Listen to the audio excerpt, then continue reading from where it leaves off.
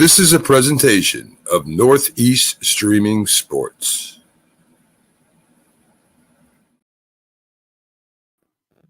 And good evening, everyone. Welcome to the Start Spreading the News program. Paul Semendinger here, along with the good doctor, E.J. Fagan, who is speeding into the waiting room. I just saw him pop into the screen, so he is here. We're ready for another great hour of Yankees talk. I'm giving EJ just another moment. EJ, give me a thumbs up if you're done eating and everything. All good? All right. So, ladies and gentlemen, the 6-4 Yankees are going to be the topic of our discussion today. And here he is, your friend and my friend too, the great EJ Fagan. EJ, hey, Paul, how are you? Doing pretty well. I had better late than never, but you were actually right on time. I was exactly on time, but I prefer to be a little bit earlier so we can talk about the show. So I have no idea what we're talking about today. Paul, what do we want to talk about? Oh, EJ, there's so many good things to talk about. I was thinking we could spend some time talking about what's been good about the Yankees thus far, what's been not so good, what are some areas of hope, and what are some areas of concern. So, to give you a moment or two, I'll just give you. If I can stall for a little bit. Yeah, I have a report. You may notice I'm a little bit sunburned. I'm a little bit sunburned because I spent my Sunday afternoon at a ballpark I have never been to before. I watched the Milwaukee Brewers play the St. Louis Cardinals in American Family Field in Milwaukee. Wow. Beautiful baseball stadium. Highly recommend everybody. Seats were nice and cheap. It was about a half full house, probably because it was Easter. I think there weren't a lot of people there. Big rivalry game. The crowd was a lot of fun, and it is a absolutely gorgeous ballpark. Could not recommend American Family Field enough. It used to be called Miller Park. You got the weird slide thing with the mascot going down after home runs. Real easy in and out. It was about as easy as I've ever parked at a ballpark before. And I really loved it. It was worth the hour and a half drive. I think I'm going to go again. Definitely if the Yankees end up there, but also just a really, really fun place to watch a ball game. All right, so let's take a step backwards and unpack this just a little bit. What made you decide on Easter Sunday to say, I have family in town. So I had some family in town. They were going to be in the Milwaukee area, so they asked if I wanted to go see a game. I said, sure. So my wife and I drove up and saw them, got to see them for the first time in a little bit, and we all watched a ball game. Nice. Now, Chicago, where you live, is nicely situated that I'd say within a couple of hours of a whole bunch of different directions, you could probably get to a lot of different stadiums. Yeah, St. Louis is about 3.5 hours or so to get there. Cleveland's about 6. I'm going to be in Cleveland in June, so I'm going to be out there. We're going to go see a game. I'm excited for that. We've got Detroit probably a little bit closer than that, though I actually don't know how far away Detroit is. So yeah, a decent amount. I think where the Midwest, things get far away real quick. It's not like I remember when I moved away from the Northeast and I could drive from, it seemed like a long distance to drive to Boston or drive to DC, which is, 3.5 to 4 hours to DC and 5 hours to Boston. Or I went to college in Providence and that felt like a very long way away. And then you go out west and things just get farther away. It just takes 8 hours to drive across Tennessee or to drive across Pennsylvania. And so things are close, but I think these are the 3 baseball stadiums, the 2 Chicago stadiums in Milwaukee, that are kind of close enough for me to do it on a day trip. So Minnesota is one place I'd love to go see a game, especially once it gets nice during the summer. But that's going to be an overnight at least, right? That's not something you can really just kind of drive in and out in a day.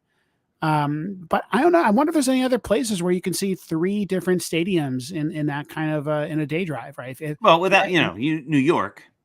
Well, but not really though, right? I mean, you have, I guess, Philly. So I guess if you lived in Jersey, you could drive down to Philly, or you could be the 2 New York teams. But that's about it, I think. Boston's kind of far away. Pittsburgh's kind of far away. Oh, Pittsburgh's DC, real far away. Yeah, I'll say, I guess it's the Baltimore, DC area. Baltimore's close. You Baltimore. You got Baltimore, Philly, and DC are kind of close to each other. So that's about it. I think that's another place where you get it. But it's nice. I lived for 6 years in Austin, Texas. Austin has the dubious honor of being the largest city in the United States without a professional sports team.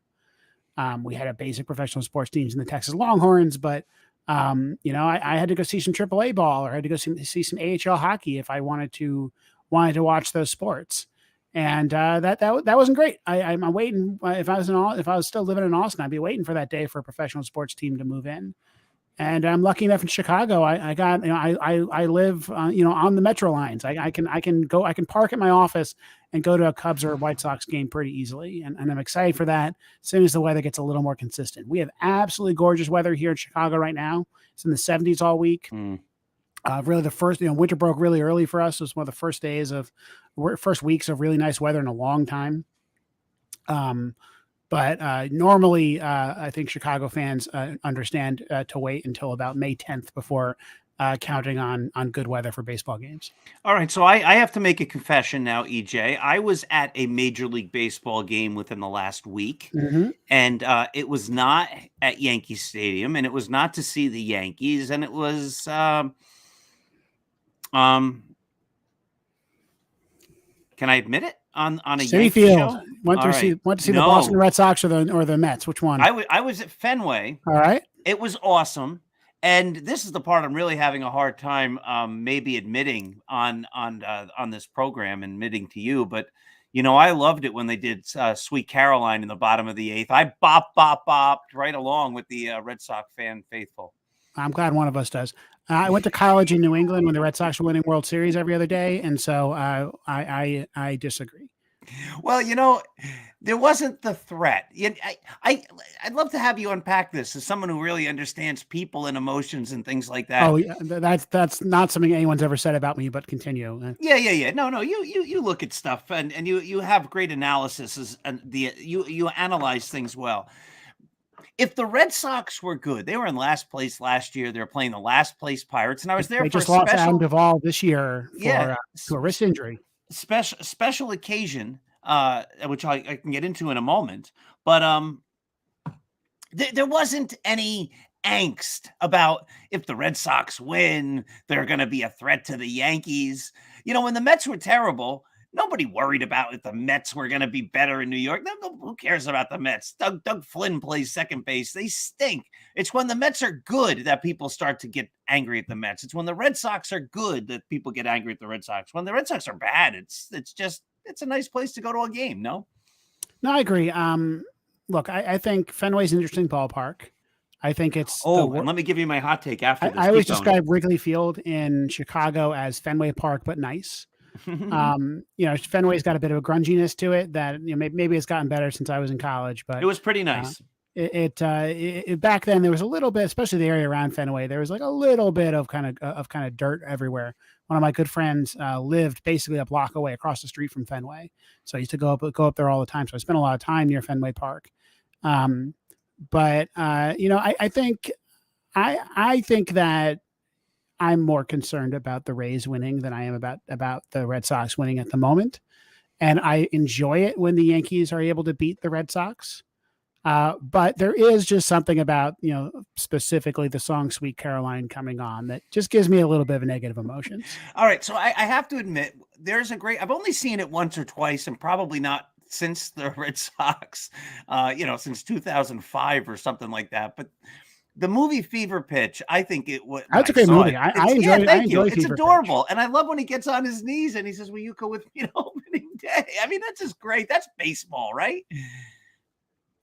Yeah, look, I love Fever Pitch. I think it's a good baseball movie. And, I wish it was about a team other than the Boston Red Sox, but it works. It came out at the exact right time. I forget when Fever Pitch came out, but I think it came out like 2004. Like it was right when they won the World Series, right? I think it did. Yeah, so that's great. And the Yankees, we have some of our good baseball movies as well. But there's nothing produces drama like the tortured souls of Red Sox fans in the 90s and early 2000s. And I hope that they no longer have a chip on their shoulder after winning so many World Series. Yes, and they should be terrible again this year, so we're not too worried about it. But here's my hot take. Let me give you a little background. The Atlanta Braves played in Atlanta Fulton County Stadium, and it wasn't all that long ago that they were there. I mean, it was in the It wasn't 80s. all that long ago they were at their second stadium that they only were in This for is 10 my years. point, right? Then they went to a new stadium, which was not far from the zoo, as I recall. Yep.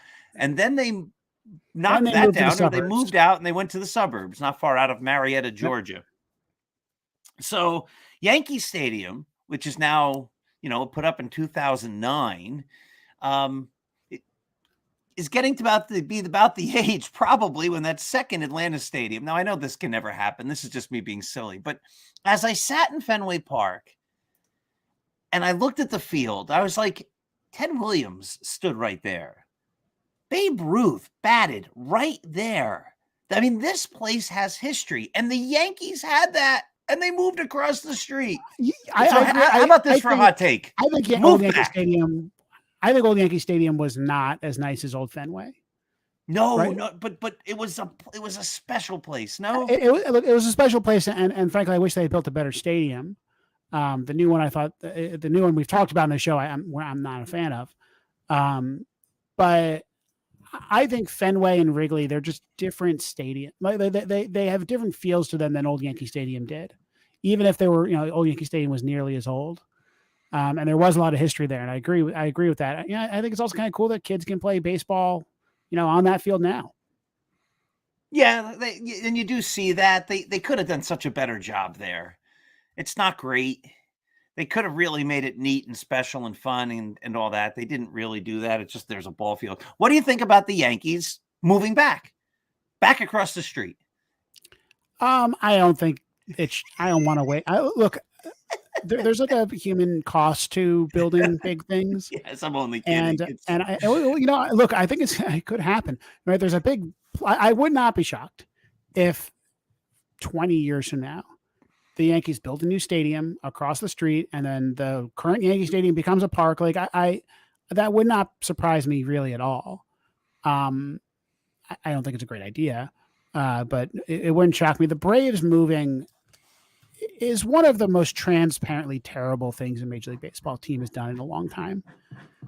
I remember hearing about the ways that they convinced some of the local county government that they were moving into. I forget. I think it's Fulton County. Not Fulton County is Atlanta. It's the other county, DeKalb, I think.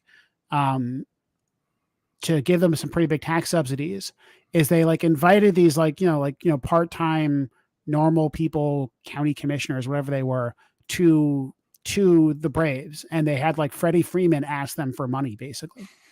It's one of those things I'd love to write a book about this one day. It's kind of one of my post full professor book. Once I no longer need to be promoted anymore, because I just really hated the way that the Braves did that. That was a perfectly good stadium, and their problem was they wanted it to be closer to the suburbs because there's more money in the suburbs, and that's it, right? That stadium it wasn't like, for example, when the Islanders moved into the Brooklyn Stadium, that wasn't really built for hockey. The Islanders moved into that stadium, and half of the seats had terrible sight lines because whoever built the stadium built it for concerts and basketball, not for hockey, which was a bad decision on their part. And so the Islanders, but they didn't knock it down, and they're still using it. No, well, I mean, the Brooklyn Nets are still there, and it's still being used for concerts, right? It just the Islanders tried to make that work, and they didn't, and so they ended up getting a stadium built for them out on Long Island, where they belong. Right. Well, I mean, we can talk about that another time, but but there was a real reason for that, right? And then they had an old stadium. The old stadium out by Hofstra was not a nice place to go watch a hockey game. It was basically a college stadium that they were in for a very long time.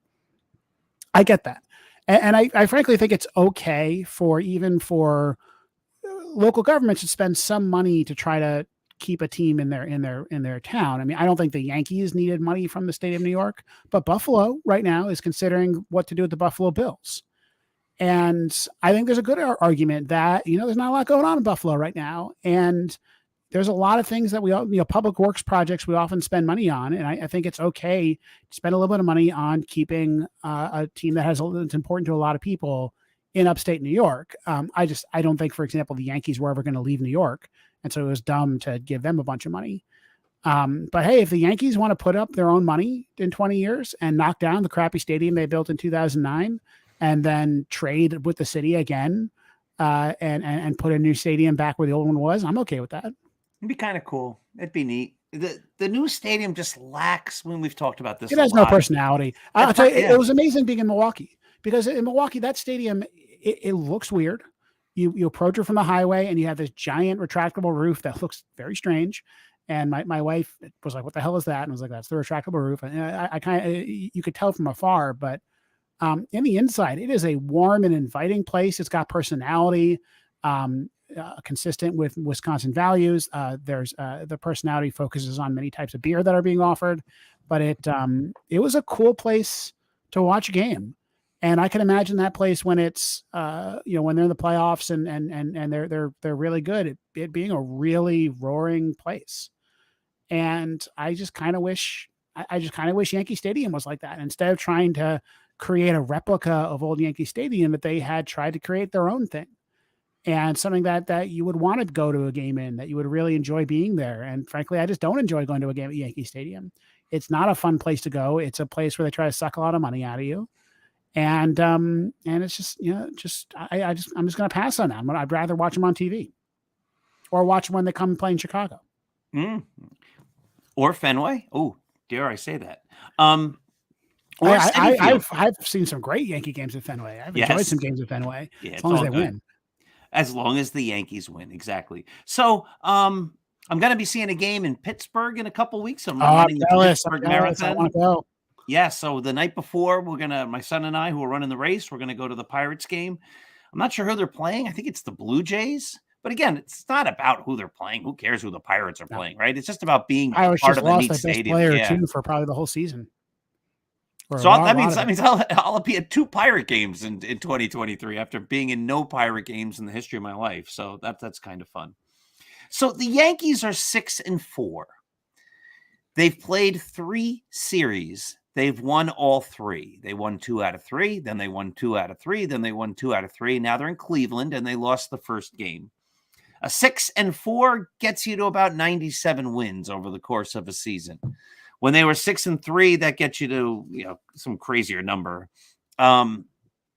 So each time they win, it's like, yeah, they're doing great. Each time they lose, it's like, well, but they're still, when they lose, you go, well, they're still on pace for 97 wins. When they win, they look great. When they don't win, like today, they had a leadoff triple. I don't know if you saw it. You probably didn't. No, I wasn't teaching you during the whole game. Missed it. Right. So Gleyber Torres and the Yankees got 2 in the first. By the way, I don't get a chance to see a whole lot of Yankee games. Like yesterday, it was Easter, and so we had the family over, so I caught the last 2 innings maybe.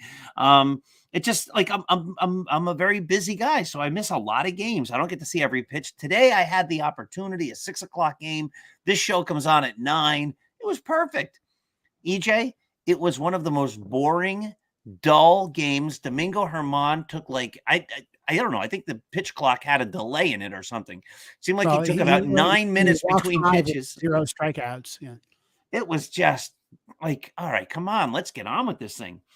Anyway, I was making a point about, Yankees got 2 in the first, and then Gleyber Torres leads. The Yankees go down 3-2.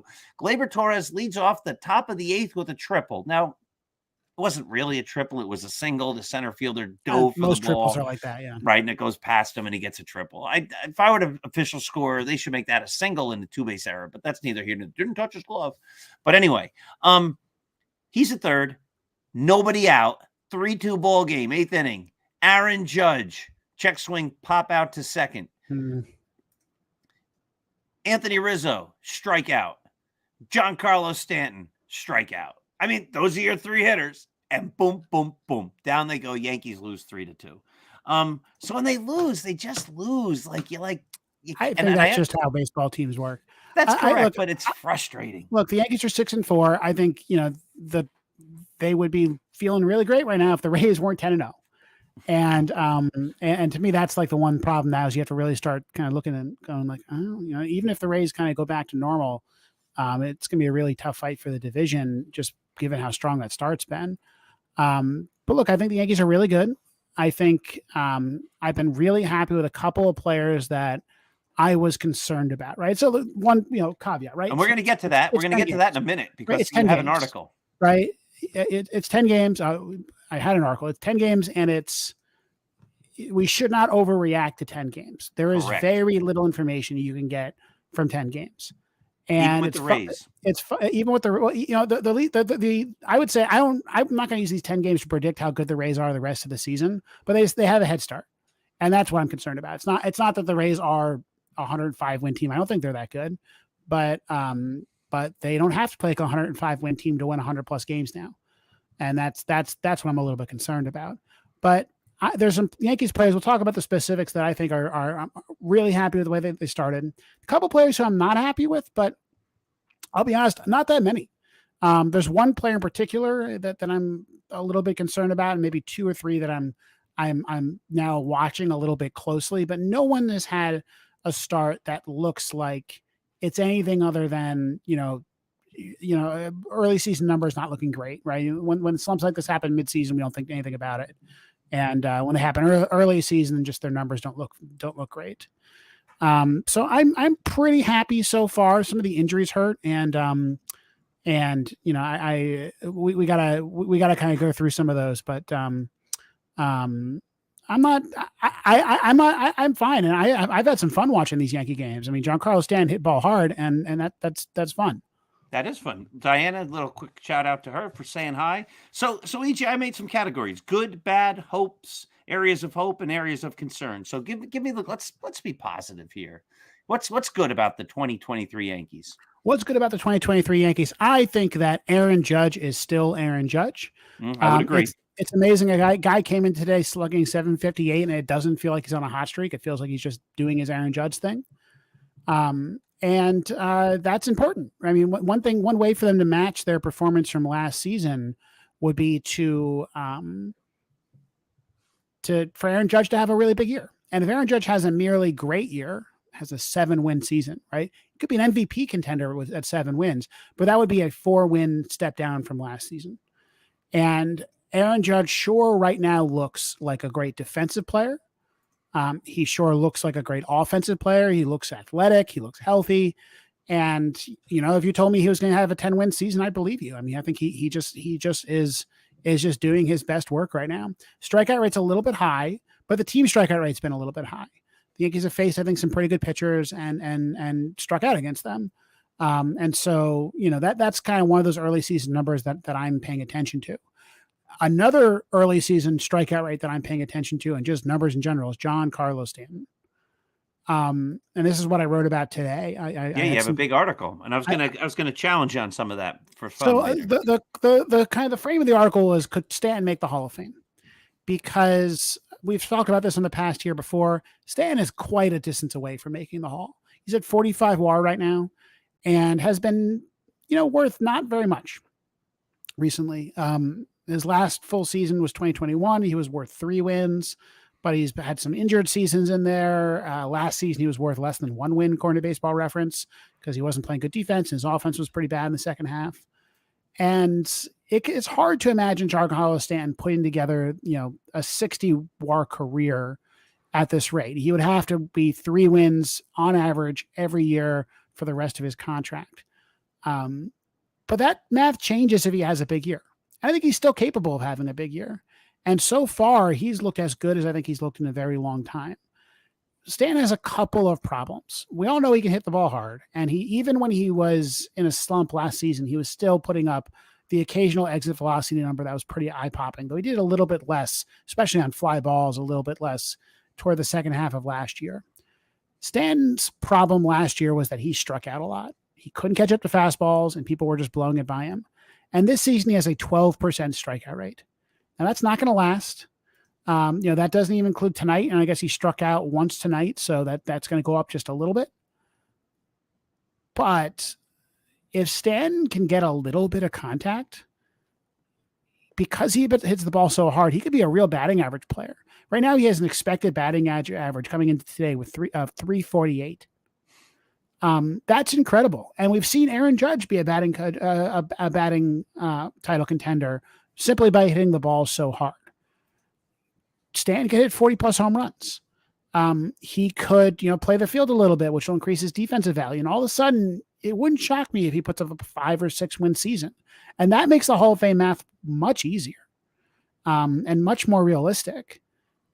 And it also really would help the Yankees. The Yankees need another top hitter behind Judge, and that's supposed to be Stanton's job. That's what Stanton's getting paid for. That's what the Yankees acquired Stanton to do, is to be the other big guy to protect Judge. And that wasn't working last year. When Judge was going for the home run title, they had to bat him leadoff because they couldn't put Stanton behind him. They just didn't have any protection for him. And I think this lineup looks different if Giancarlo Stanton is not just good Giancarlo, but better than he's been for any full season with the Yankees. So he's been slugging around 500 basically since the Yankees traded for him, which is not the Giancarlo they traded for. It's not the guy that we thought he was getting. We thought we were getting 600 slugging Giancarlo Stanton. If you get somewhere in the middle of that, mid 500s, that is a very valuable player, probably the second best DH in the league, maybe third best if you count Ohtani. And I think he's capable of it. He looks great. The bat, the balls, he still has the swing where he flicks his bat and it goes 120 miles an hour. And I don't understand how the physics work, but it's fun. And every time you watch him live and you hear the crack of the back and just see how hard he hits the ball, and how, real major league athletes who do this for a living are amazed that this guy can do this. I love it. And I'm really hoping that Giancarlo Stanton has that big year. I was betting against him a few weeks ago. Didn't look great in spring training. He was coming off a bad second half, and he's old. He's 33 years old. I mean, players age. But at least for now, he seems rejuvenated. He seems like he's in good shape. And the one thing I'm watching, one strikeout rate, right? Does it come back up again? It's only been 10 games. That rate is going to change. Though I should note that he seems to be, besides Gleyber Torres, one of the only players in the league not striking out a ton, on the team not striking out a ton. LeMahieu's striking out a lot. Judges, Volpe, Cabrera, a lot of guys are striking out a lot, but not Stanton or Torres. But I'm also looking for ground balls. That's the key for Giancarlo Stanton. If you look at his StatCast page, a couple of years ago, his average launch angle went really low. His average launch angle used to be about 15 degrees. Now that's not the best way to think about this, because there's a distribution of launch angles, right? Sometimes it goes like this, sometimes it goes like that. And if it goes like that a lot, then your average launch angle goes higher. But Giancarlo Stanton just hits a lot of ground balls. Without the shift, maybe that leads to some more singles, but it also means he can't hit home runs.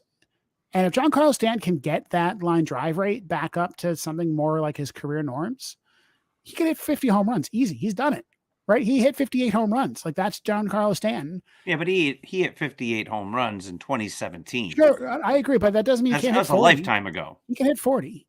And it doesn't take Giancarlo Stanton staying healthy and, just being the good version of Stanton that we occasionally see for him to do that. Hey, so here's my comeback on all that. I don't disagree with anything you're saying, that when he hits the ball and he hits the ball hard, it looks great. And when he's doing great, he looks great. And if he plays the field. But how long does it last? Right? Correct. And my concern is, again, we're only talking 10 games. There's times when he obviously looks overmatched, and they are playing him in the field. There was a play today, and again, I haven't seen every inning of every game, and I've missed. He does not look great in the big field. Parts. He does not look great in the field. And there was a fly ball, a little blooper into shallow right field and foul ground, and he slid or dove, whatever it was that he tried to do. It was awkward and uncomfortable looking to the fan, at least to myself watching this. His body contorted in weird ways as he missed the ball because it hit the edge of his glove. He couldn't quite catch it. And at least in my head, for a guy who seems to get injured walking up to the plate, when you see him diving like that, you're like, oh, all right. Would I be surprised if I hear tonight that the Yankees put Giancarlo Stanton on the DL because of soreness and tenderness because of a weird attempt at a pop-up? No, I wouldn't. And then all of a sudden, you're out with him for 2 more weeks. If you remember, after they traded for him, he was playing the field a lot more that first season, and then he hurt his shoulder, I think, going into the wall. And that was basically when they decided to start DHing him, and that's actually why his second half kind of slowed down that year. I agree, but right now you need bodies, right? And there's not a lot of people to play for Giancarlo Stanton. I think once Bader gets back, you'll see him DH a lot more. And I I suspect he's probably going to be about the same. I don't really buy the whole idea that him DHing is it hurts his offensive performance. But that's the theory right now, right? That's what Aaron Boone is saying, is that this helps keep him healthy and in shape. My counter would be that there seems to be like a lot of major league DHs that have been fine, and Stanton just hasn't been. But that's that we'll have to see. For now, like the offense is outweighing the defense, and as long as he's hitting the way he's hitting, which is about as good as he's ever hit as a Yankee, I'm okay for 10 days. For 10 days, but I'm okay with playing him in the field for now. Let's ride the hot streak till Bader gets back. I see Stanton as a guy who could hit 222, 34 home runs. When you look at the 15 hardest hit balls, he's got 14 of them. But the rest of the time, he's really not doing anything. Yeah, it's possible. The Stanton that we've seen as a Yankee has been. I wrote the numbers down in that Substack post, but it was something like 275 batting average, 350 on base, 500 slugging. That's good. I think that's about what you would expect from him overall. And if he gave you that for the rest of the contract, I'd be happy. But it's early season. We got 10 games in numbers. It's fun to think about, what could continue here. And if Giancarlo Stanton continues at this at the rate he's going, he could have his best season in a long time. And I like it. And there's numbers that you trust more early than other numbers. And the low strikeout rate really is something. If Giancarlo Stanton strikes out, right now he's at 12. So he's at 12%, whatever I said. But if he strikes out 23% of the time, I think he's an MVP candidate. Like that's Giancarlo Stanton. That's how good he is, or at least he's that kind of second or third best DH in the league territory. That's what happened to Aaron Judge. When Aaron Judge lowered his strikeout rate to 24%, all of a sudden he's a batting title leader. To me, Stanton is someone who has that ability, and maybe he'll strike out a ton and he'll be back up near 30% pretty soon. But I have more faith in I have more faith in kind of plate discipline stuff than I have in batted ball stuff with early season numbers mattering. It's clearly going to be higher his strikeout rate, but maybe he's made a change, and that change will lead to making more contact. And if that's the case, it's good news. That's great news. So you wrote that the idea of him going into the Hall of Fame, and I went to Baseball Reference, and it's just a fascinating list. I'll read you the names here of the similarity scores and the most similar batters over the course of their careers to Giancarlo Stanton at this point in Stanton's career. Ralph Kiner, Hall of Famer. He was a big-time home run hitter for about a decade in the 50s. The next closest guy, Darryl Strawberry. There was a point in Darryl Strawberry's career where he looked like an absolute Hall of Famer. Third best, or most similar, Ryan Howard. Again, there was a time when people were probably making arguments that Ryan Howard should be a Hall of Famer. Jay Buhner, probably not ever considered a Hall of Famer, but a really good player for a long time. Danny Tartabull, similar. Richie Sexson, similar. Jeremy Burnitz, a step down. Pat Burrell, another step down. But then you get Bryce Harper. My goodness, that's the guy we all wanted. And then Troy Glaus. So you're going like, but if you go to the column next to it, and you that's what I was going to get to next. 32. Right. Now watch, through the age of 32, Killebrew, Hall of Famer. Canseco, well, could have been. Kiner, Hall of Famer. McCovey, Hall of Famer. Rocky Colavito was a great player, just comes up short. Mike Schmidt, Hall of Famer. Jim Thome, Hall of Famer. Fred McGriff, Hall of Famer. Reggie Jackson, of course, Hall of Famer. And Carlos Delgado, who was a very good player for a lot of years. So it's what an interesting dynamic. You have guys who were really good but flamed out, and then you have these, like, no doubt about it, Hall of Famers. So he's in that realm. A lot of people make the Hall of Fame because of what they did in their mid-30s, right? There's a lot of players who were really successful in the prime of their careers. So Carlos Delgado, I think, is this great example, right? There was a time when Carlos Delgado was one of the top 3 or 4 hitters in the American League. And he was there for a while, right? He was one of those players that the Yankees always had to deal with, that they had to have a plan for how to get him out. And then he just kind of like faded away. Like his late by the time I think it was 34, 35, he was basically out of the league, or he was basically a replacement level player. And then there's players who just kind of keep going, and by the time they're 38 and they're still racking up wins, all of a sudden they look like they have a Hall of Fame career. And you always want one of those players. You want those players to be yours, right? You want Giancarlo Stanton, especially a player that you have on contract for 5 more years, to have a really good 30s. I have no doubt in my mind that Giancarlo Stanton is talented enough to have a big year. I'm not sure I would bet on him having a big year 5 years from now, on the last year of his contract. But this year, I think he still has it. As long as he has that superpower, which is hit ball as hard as anybody in the league, or probably ever. I think we're going to have a conversation about Giancarlo Stanton as being the hardest hitter of all time. We didn't have StatCast on Babe Ruth, but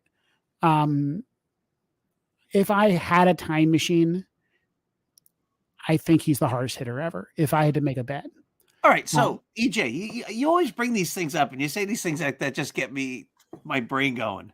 All right, you have a time machine, and you can go back in time and calculate one stat and know it absolutely. I thought about this. I want to have StatCast on Ricky Henderson.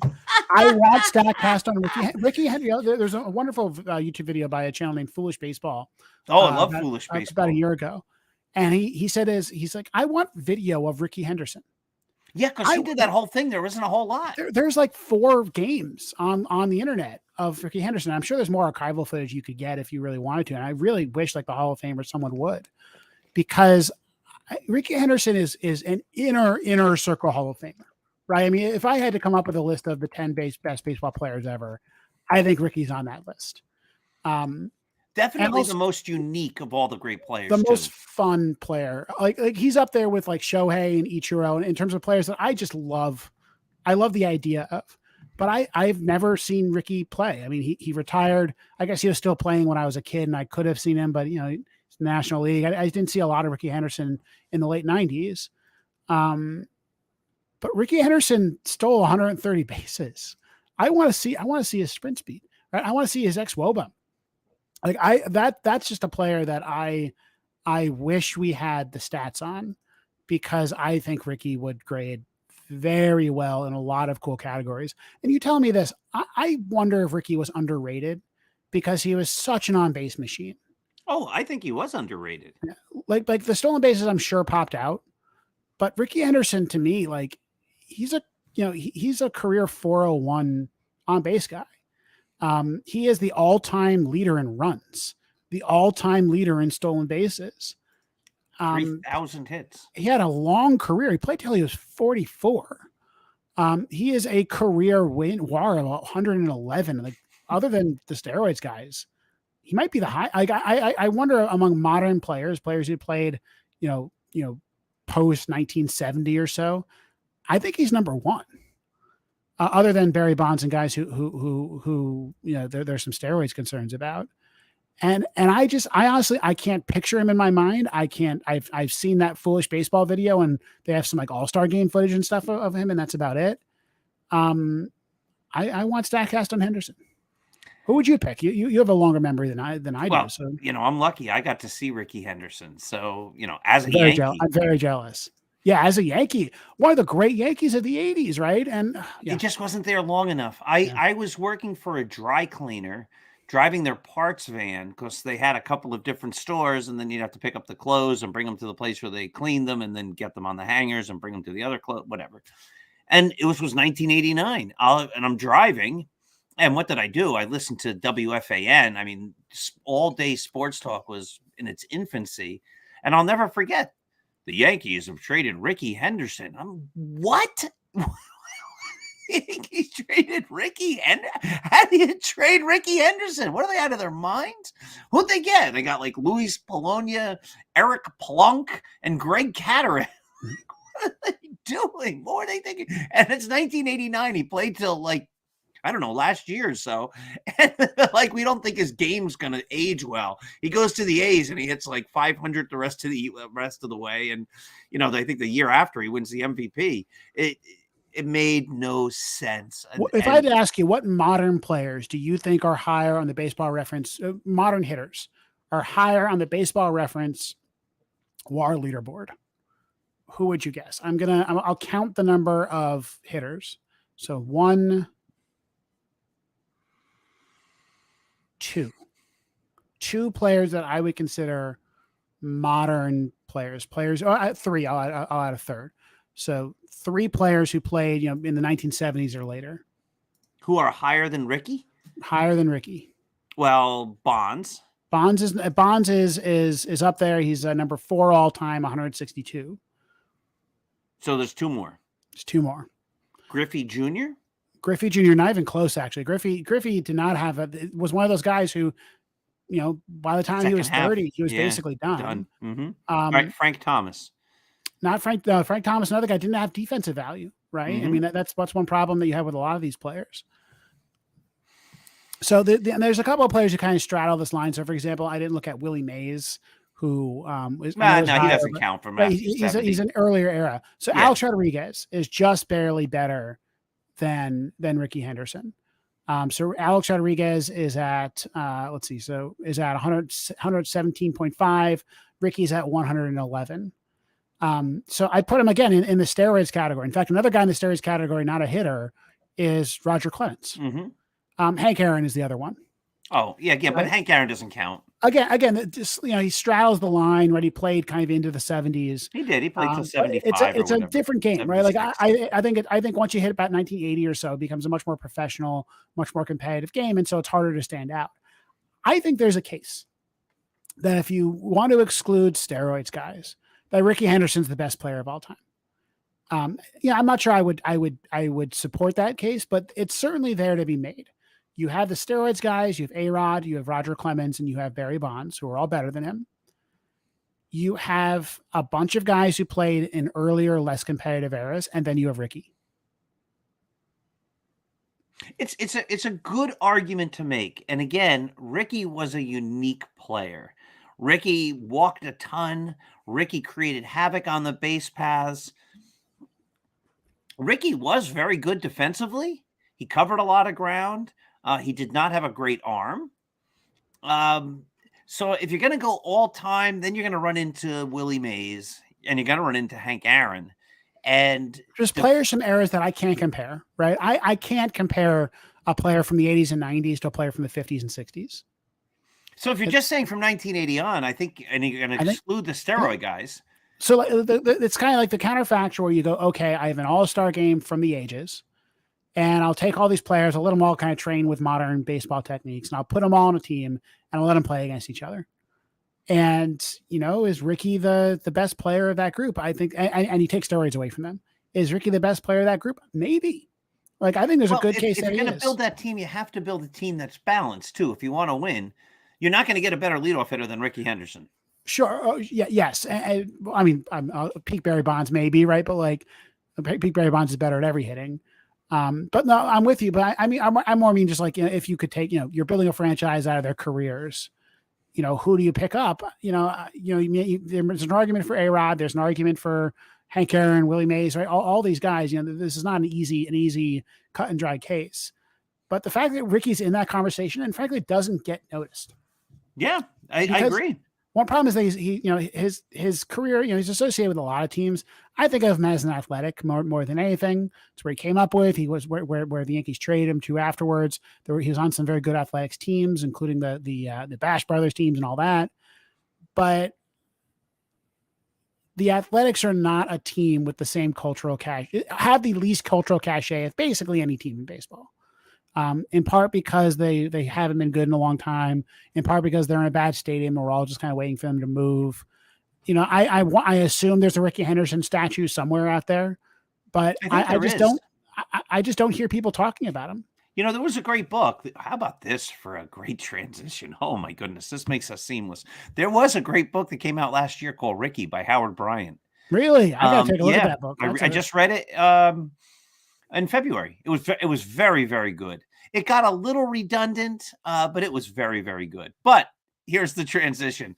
Speaking of great books, Roy White, From Compton to the Bronx, comes out tomorrow. Another guy Tomorrow. from the from California. Yes. And there it is, Roy White from Compton to the Bronx. What? Here it is. What? Oh my God, Roy White from Compton to the Bronx, signed by Dr. Paul Semendinger. Yes, and Roy White, yours, right? Inside. Open up that inside. Okay. Right there. Look at that. Oh, I did not see that yet. Okay, wow. You got them both. Oh, I not only have them both, but I have everybody a signed baseball card from Dr. Paul Semendinger. And a note. That's a very nice note. Thank you very much. So Paul, where could the good people maybe get their own book signed by you? Well, if you live in the Bergen County, New Jersey area, on Wednesday the 12th, Roy White will be at Bookends. He's actually going to be in Wyckoff, New Jersey at the Public Library on June the 12th. And there's a number of other signings and events that are that he's signed up for and all that. So if you go to that little site right there, Start Spreading the News.blog, there's a little banner on the right-hand top side of the right-hand banner column. It says Dr. Semendinger's appearances. The ones where I am going to be the same place that Roy White are listed there. There's a couple of events there that are listed, but most notably at Bookends in Ridgewood, New Jersey, this Wednesday, just 2 days away. So good opportunity to meet Roy White. So exciting, Paul. Again, I'll keep saying congratulations. I will say today I signed my own book contract. Oh my goodness! There we go. So I have a book coming out. I will be making far less money than you are making on this book. I don't know how much money. I haven't made any money on any book, so that's a different I believe I'm being paid $200 to write this book, which is a wonderful number, but it is part of my job, which is why I am doing it. So I'm excited. The book is called Information Wars: Partisan Think Tanks and the Polarization of American Politics. Out some point in the next year. I don't know when. I owe them a revised manuscript in a few months. And then it takes a very long time for academic books to get published because they run about 200 of them off the printer at a time, which means you got to wait. You got to wait in line for the printer. But yeah, so it should be out by the end of this year. And tell us again the title and give us a quick little overview. Information Wars: Partisan Think Tanks and the Polarization of American Politics. This is a book I've been working on since 2014, since my first month of graduate school. And it examines how partisan think tanks like the Center for American Progress and especially the Heritage Foundation have contributed to polarization in the United States. And I think I have a pretty good argument. I think I got a lot of data that prove that supports this argument. And it is a very, very nerdy book. This is a very academic book, but you can be sure that listeners to the show or my podcast will hear about it when it is available, which absolutely will be quite some time. And we can't wait. Now, last week we had the wonderful Dr. Tevi Troy on, who's obviously written in numerous books, served in the White House, and is a historian and looks at things in a similar fashion, political topics. Has Dr. Tevi Troy seen your book? He has not yet, though. He and I actually met when I first met Tevi, and before I introduced him to you, it was because both he was interested in my book. Well, rather, he emailed me and said he was interested in my book, and we met for coffee when I was in D.C. He actually just wanted to talk about the Yankees. That was a wonderful time, and I'm glad I got to know Tevi, and he is both very smart about politics and very smart about baseball. So that was good. But yeah, I'll tell you actually this same book. I don't think he's listening, so I'm not getting in trouble for saying this. This wonderful book, Information Wars. I met with the editor from. This is going to be out with Oxford University Press. And I met with the acquisitions editor. It's a great university press. I'm really happy with it. But I met with the acquisitions editor, and I had sent him my proposal, and he said, "This is really nice. Let's talk about it at this conference." And it was this conference, I think, 2 years ago when he and I first met. And we sat down. He's like, "Yeah, it's a great project. So let's talk about the Yankees." And he wanted to talk about the Yankees for a little bit. And so, it's my second. My favorite thing to talk about in the New York Yankees. My second favorite thing to talk about is American politics, which is what I do for a living. And this book gives you a good flavor of one of my arguments. That's awesome. EJ, congratulations. I'm glad you signed the contract. Now, what if it sells 1 million copies? You still get only $10 per copy after the second printing, I believe, or something like that. I forget what the number is. So I get it is not bad. The royalties aren't bad if it sells 1 million copies, but I want to emphasize very clearly it will not sell 1 million copies. This is not a book that I expect large numbers of people to be interested in reading. This is an academic book for academics. If you're listening and you can assign it to your class, that would be great. But I don't really recommend it for most people who aren't very, very interested in a very nerdy take on politics. Modesty. I'm sure it's great. And best of luck. I can't wait. I can't wait till you give us dates on when it comes out. Yeah, I can't wait till I know dates till when it comes out, but probably the end of the year is probably when we're talking. So the reason I was in Fenway, I'll share some good news with you, is the Red Sox had this great player who, again, was way before your time, but his name was George Scott. He was known as the Boomer. He was their first baseman. He was actually the first great African-American Red Sox, the first Red Sox, the last team to integrate. The first black Red Sox was Pumpsy Green, but he wasn't a star. George Scott becomes the first great Red Sox, first great black Red Sox star. Part of the impossible dream in 1967, George Scott, most people don't know this. We talk a lot about Don Mattingly and whether he belongs in the Hall of Fame or not. George Scott actually led the league in home runs and RBIs, I believe, in 1976. But like Mattingly, he also won a ton of Gold Gloves. He won 8 of them. He was a multiple-time All-Star, played with the Brewers, went back to the Red Sox, and then actually finished his career in 1979 with the Kansas City Royals and then the New York Yankees. His last team he ever was on was the 79 Yankees. They picked him up for the idea of a stretch run, and the Yankees in 79 didn't really have a stretch run. That was the year Munson died, and, the team was just sort of floundering there. But anyway, George Scott's son reached out to me and asked if I'd be interested in doing a book project with him. Oh, cool. And so I'm writing the story of George Scott and really George Scott's son, who was also a professional baseball player, but he didn't make the major leagues. But what it's like to be the son of a major leaguer. And last Tuesday, was George Scott night for the father at Fenway. They paid tribute to one of the great Red Sox, George Scott's granddaughter, George Scott III, the guy I'm writing the book with, his daughter, threw out the first pitch. And I had a chance to go to the game and enjoy an evening at the ballpark with Boomer and some of his close friends. And, we've started the book. We talk about it once a week. We meet online. And, he's gotten me a lot of people to talk to, and we're working through all that. And I think it's going to be an interesting book, a little different than anything else I've ever written, sort of like it's called tentatively Big Boomer, Little Boomer, the story of his dad, but the story of him. And his grandfather, actually, interestingly enough, was an important person in the founding years of the Cape Cod League. So, there's a lot of neat connections, and it should be kind of a fun book to read. That's exciting, Paul. I think it's about as good of a retirement niche as you could carve out for yourself, which is the guy who writes the biographies of notable baseball players. So that's great. And, maybe one day you'll write, the Jorge Posada story or the Anthony Volpe story. So that's great. The Anthony Volpe story would be great. Here's a little other news. I don't want to pitch this one too much because it's going to compete with the Roy White book, but this book on Yankee Stadium just came out by Saber. And, I didn't write it, but I wrote 2 chapters. Nice. That's awesome. So this just came in the mail yesterday. Paul, I wish I was in your spot. There was a point in time where I thought about doing this professionally as my first career, which I think would have been a mistake. But I would love the day when I can retire to writing about baseball. That's pretty cool. It's not a bad way to go. And again, I couldn't make a living doing this, but I don't have to. I did. I had my career, and it was great. But now I'm doing something else, which is also great. EJ, we're just about at the top of the hour, so I think we did it. Another great hour of Yankee talk. Yeah, let me just add one thing. We got a few minutes here. Josh Donaldson is injured, and that's probably a good thing. You wrote a good article on that too. Yes, I did. Donaldson he had that last week of spring training and that opening day home run. And I think a lot of people convinced themselves that he had made some adjustments that would have, led to the really good offensive results. And then he was just kind of awful for the first, week of the season. Again, small sample size, so you don't want to learn too much from it.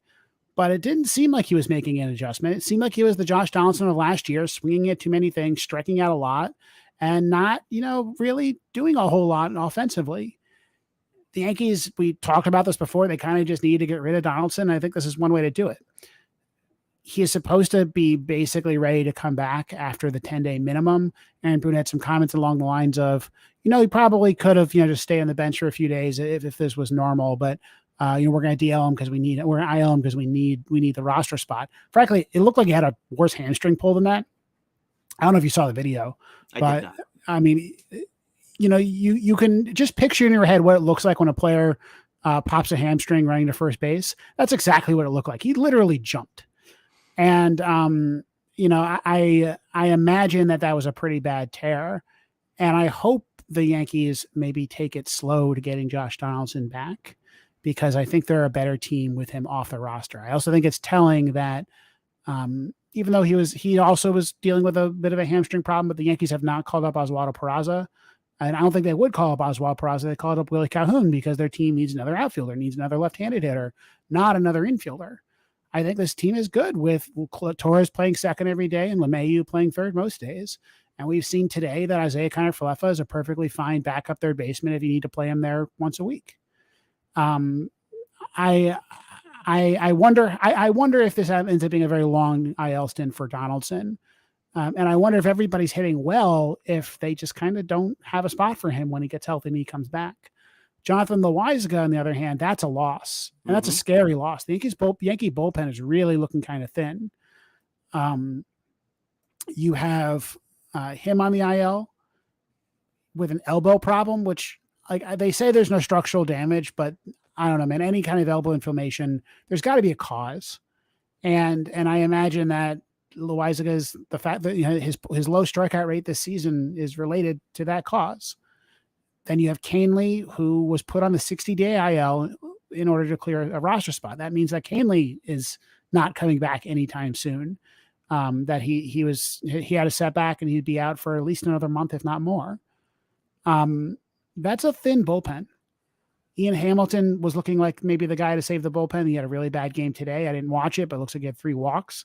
That's not a good sign. Jimmy Cordero has not looked great. Clay Holmes has thankfully looked pretty good lately. Mike King, his velocity is down, but there's a really actually kind of compelling argument that it's just a mechanical thing. Basically, his 2-seamer is not down, but his 4-seamer is. And so he's throwing a faster 2-seamer than 4-seamer. But generally speaking, this is a depleted bullpen. And to make matters worse, it's an inflexible bullpen. They have a lot of guys without options that they can't send down. And no real lefties except for Wandy.